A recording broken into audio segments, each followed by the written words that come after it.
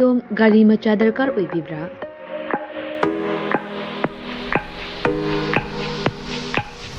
Supnagi minute kuntragi manungda document ichang changdana Vespa amadi Aprilia gi apamba model sing supna dagi lupa lising tara khaktang puthok piduna loan oina lawba yabagi khudong chaba pizare. Akupa marol kidamak contact tawbirau 9089895330 amadi 9615823252 Tulasi Motors Private Limited Thangmaiban amadi Sangai Pro Kudong Chaba si manghanbigano ngasi mag-contact tawbirau terms and conditions apply.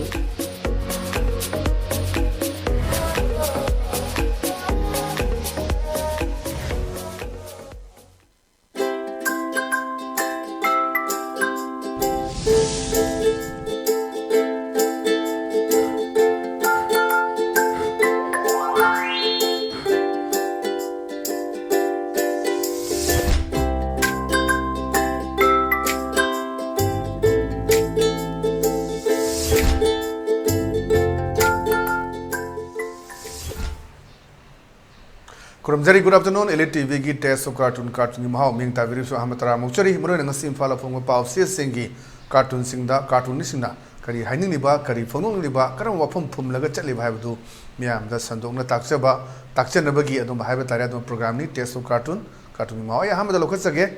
a quay Sanalebaki, Loredana Habita. Loredana have a cartoon sing view, police in a quay check Tobuni, we have police company, a hundred Torresi, Torres the Konda se, some hell, come to do Sitira, and a Konda Sikra. Kananga put the Anjina. Is Swai Dubsi di Halem Drine. Masi Handaki Irang da Kamna Yor no man dear. Kara dum Akwigi cartoon Nisina Tengera Mani Lambida, Quigi, Karadam Yabudo, Queen Hinabudo, Cheng Chagring, Mana Cheng Chonku among to Eaduga, Masamiam Popo the Hanku Umayawi and Adam, Manadaba, Dum Yabudu, and Karadum. Police kita lo na mega to bunataba khara din to buya buni bhai bata si kamai sinaga dage police se kari wan do karino mapalam da police na kamai tawi mob control kamai tawi hamna chiku me am se khoi nahi na ba adum darka oi aduna pe makhara yorok pasi danga sagi cartoonist na pelak tadana kitang di chumtho ning baduni police ki da yorok kangbu si adugi wafam du da base or kane si cartoon phongai si aduna hey hell kham du sitira hana khon je khara dum wow ngang ba khoi ji Maitegi the Haitare, Adam, I am taking the Natia top of the guys from Singazati, so I call the Queen Nangadi, the Michigan with the Ba, a quick action and reaction and Hinabu the Hoje, Palang that Lebak like Tumse, no, a quick Nung cannot Tomadi, Madugi reaction to Canadamale, Tap na Tomadi, Tamna Dumale, although a quick did them higher than the Kitangi, Kolay Kondasi, Kitang Heck, Pazada with the Yama Soundaba, I don't have any quick. Quick and Rabido. You, Habadi Saudi, hey, Nung Hardy, we saw an actor, Nung, I want a Nung Haya, Brana, down the to the Porto Labin, yet on a side of them, Yaringa, Quina, Kolekunda Fazaba, Quina, Aina, me and Mada, Aina, respect over the I came to Mangjabal later, I give Makata with any respect over, I give Matatum with any respect over the came to Mangjabal Aina respect to Imanatorokari. Haina Budo, Mam, now Mana, some Nungapa, and he can never say, no, some Langapa, and some lay some Langba.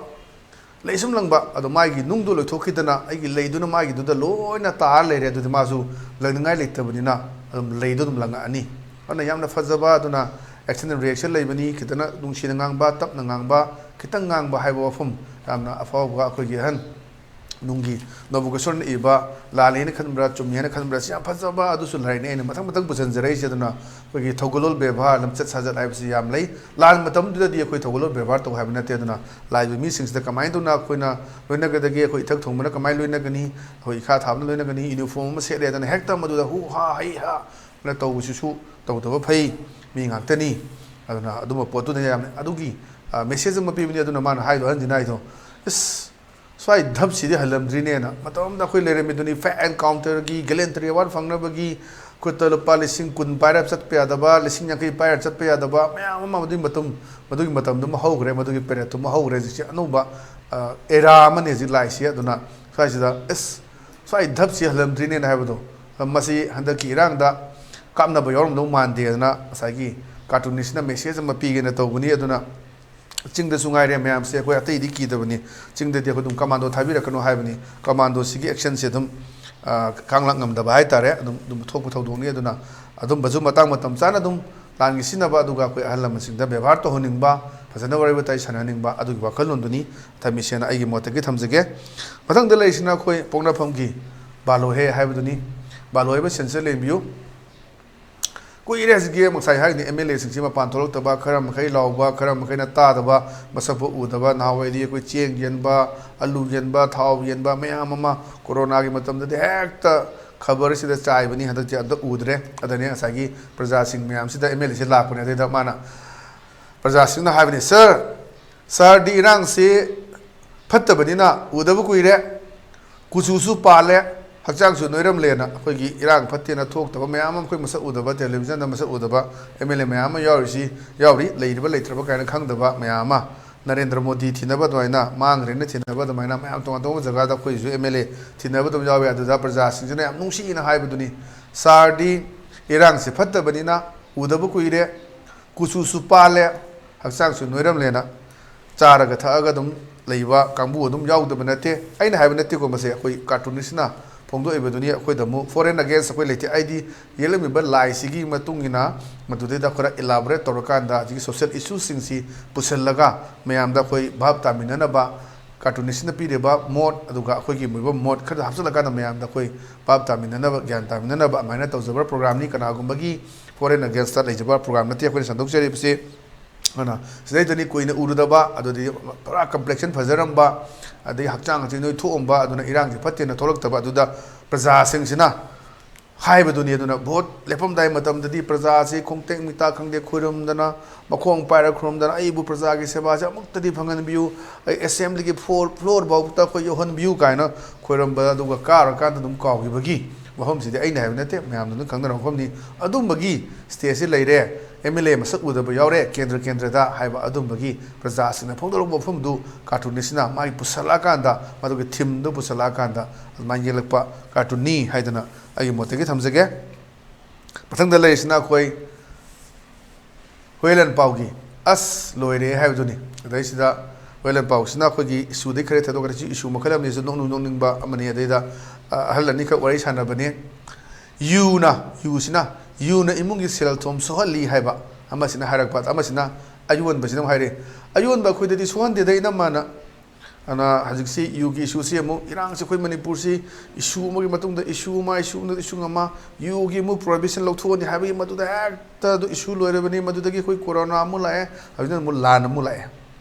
और हजि मणिपुर से तंगदु लैताबा नुंगाइबा पुंसी Merrill मदुदि हिंगबा ngamdaba aduna hingnebagi honaba aduna yu thakpagi mangjaba myam loin khange tongzabna kaino mangjabna kaino ju yu thakpuda tongjaba kai leibno adudi ai khangdre amang mana ayam mangaktani ana kana gumna kharana hai yu sidi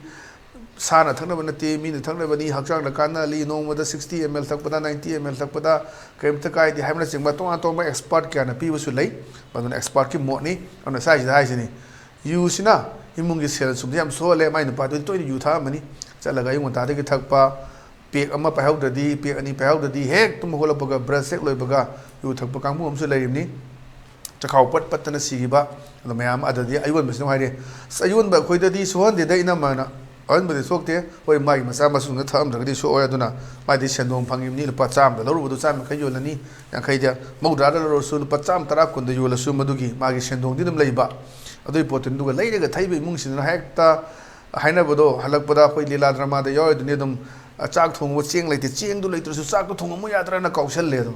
adu mayam su khoi dum thengnagi beduni aduna swai da yu na mangjaba adu yuon mana kari khanba thaiba kangbu family na kai khanba du siki pikraba one kalam gi cartoon sida wan tok mayam mama masi elaborate to yaba adum ba cartoon ni haidana aigi khandagi thamjage mathang leisina khoi EL express kini EL express da naha maga hal maga wari sana baduni sida maije anjinare lan jat pasibu khulai ga dingthi na sinna ba haita ba na koina kaidoro ba ana haidaba ada lan ga lairi sigadar hingdra khangdaba sida na hajige tongan don ba khoi aisa masulan pam si yojare chatsarure mayam report to ba aduna khoi mayam waru biganu khoi gi lan jeng balak kangbu ma yauri amaduma khoi lan di yengna ba si kya yengna de lan di yaw ba ma लान से अखोई drama के type नाकन नाकन तौनबदा police Singh मोय दो control तौनब होनबदा अवाब म यावी अदगी लान Young लाकु याबदा इसा इसा की लाइसेंस कन पायरगा अदगी बुलेट प्रूफ जैकेट लिटलगा अनु उपसलगा हेक्टा फैशन द ओइदा सो गी ओइना लाकपा मैम सु यावी मदु तौबिदा फै मैम द लेरिबा कड्राना कनाइनो खंगदबा होय इसा की लाइसेंस लोइन पायर लाकनी अदु मैम अदुम ओइ अखोइना चचा मतमदा मोइदा पानना होनबदा कापकपदा पुलिस सिंह तंगथोकना होनबदा सिक्योरिटी कांगमन तंगथोकना होनबदा विलेज वॉलंटियर डिफेंस फोर्स तंगथोकना होनबदा मैम यावी नोंबैदि पारगा लाकपदो लांदि कापतबा सेदा अनुक फजन उपगा बुलेट प्रूफ जैकेट फजन लिपगा एकता नाना लाकपा यावी अदु वरु विनो मसी अखोइना खतंग तोहनिंगदबा मदुगी पोतुनी यानो वरु बिरोना खंजै हजु संगि लेबा लान सिदा लान कापा लादी लान अदुम कापीबा यावबीबा मैम कैसु कायदे सेदा लीला दौना चबुन चबुन ला गाड़ी मपोट लागा लान पांगबा लाकपनी हाइदनदी हाइ अदुबु लादी चंगदबा लादी यावदबा अदुम कापनरिंगदा अदुम नोंमैदो अदुम पायरगा कोइ लुम्मगा लेबा अदुम कोइ सुम थेंगनजै मसी वरु बिनो अदु ले फिल्म सिदनी अदुना लान सिदसु कैमता हाइतबा हेक्तोय थावाय अखोइ कनिंगबगी थाउना लिंजेंदुबुदी याम थागली अदो लान सुका तब चंगलुरकांदा कोइ लान चसिलाव हायरगा हेक्ता काखलगा चोंखलगा गारिसे चंगबगी सिगी फिल्म सिमा फत्तबेन खले अखोइगी इरोइबा हाइबमगा इरोइबा हाइतबमगा चमिनबदा इराकनना सीना अनिमक लुमिनबगे भावता लाकनी अदुना यान ताबि मथौ ताइ फजना लान चंगे हना लान फजना चंगबीबा लान जेंगबा लाकपा लान चे लीला दनु येंगबा ड्रामा दनु येंगबा मयाम यावरी फैशन की टाइप तौरगा बुलेट प्रूफ जैकेट लेचलगा लाइसेंस तो मयम येबसलगा कोचा चटपा अदुम खरा सुम यावी मदु तौदबना फै हाइदना आइगी मोतगे थमजगे मयाम वरु बिरोय हाइना अदुनी सैदा कोइ नंगना काप्रा हाइब्रा हाइतब्रा लान चतोइदुबा नंगना लान चबसिबु खुलाइगा निथिना सिनबा हाइतबना कोइना कैदोरगदोइनोबा हाइदुनेदना लान ग लाइरी सीगद्र हिंद्रबा खंगदबसिदाना मैम सी मैम थौना लिंगेंजु लई हजिक सी येंबियो मरु कुन पांगबा पालबिनाव शंकर हजिक लैरिबनी ऑपरेशन तौनबगी मरु 10 लौथोगगा 10 यावरगा लैरिबनी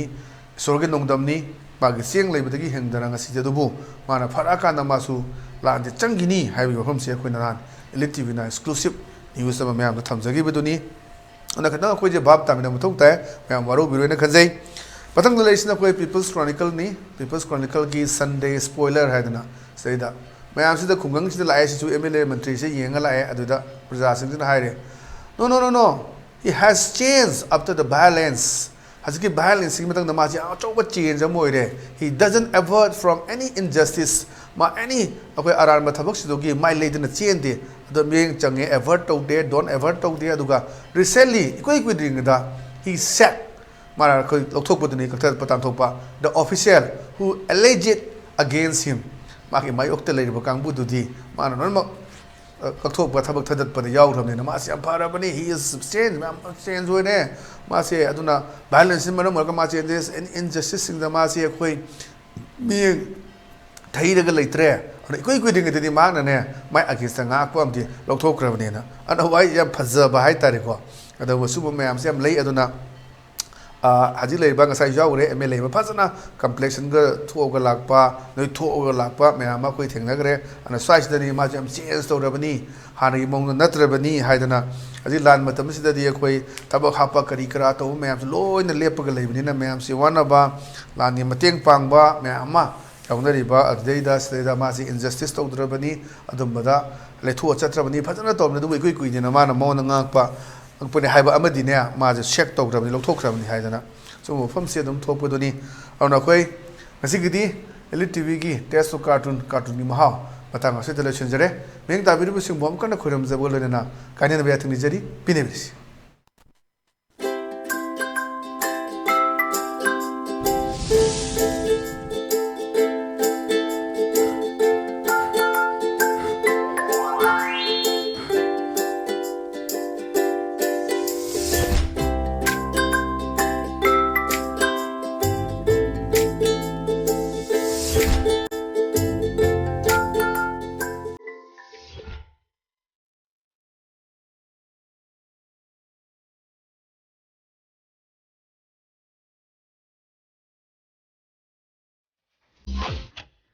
अदोम गाड़ी मचा दरकार ओइबिब्रा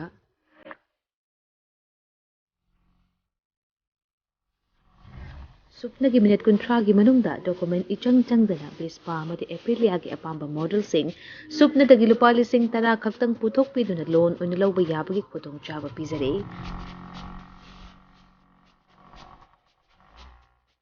ꯑꯀꯨꯞꯄ ꯃꯔꯣꯜꯒꯤꯗꯃꯛ ꯀꯣꯟꯇꯦꯛ ꯇꯧꯕꯤꯔꯛꯎ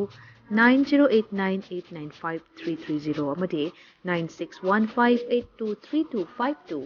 ꯇꯨꯂꯁꯤ ꯃꯣꯇꯣꯔꯁ ꯄ꯭ꯔꯥꯏꯚꯦꯠ ꯂꯤꯃꯤꯇꯦꯗ ꯊꯥꯡꯃꯩꯕꯟ ꯑꯃꯗꯤ ꯁꯉꯥꯏꯄ꯭ꯔꯧ ꯈꯨꯗꯣꯡꯆꯥꯕ ꯑꯁꯤ ꯃꯥꯡꯍꯟꯕꯤꯒꯅꯨ ꯉꯁꯤꯃꯛ ꯀꯟꯇꯦꯛ ꯇꯧꯕꯤꯔꯛꯎ ꯇꯔꯝꯁ ꯑꯦꯟ ꯀꯟꯗꯤꯁꯟ ꯑꯦꯄ꯭ꯂꯥꯏ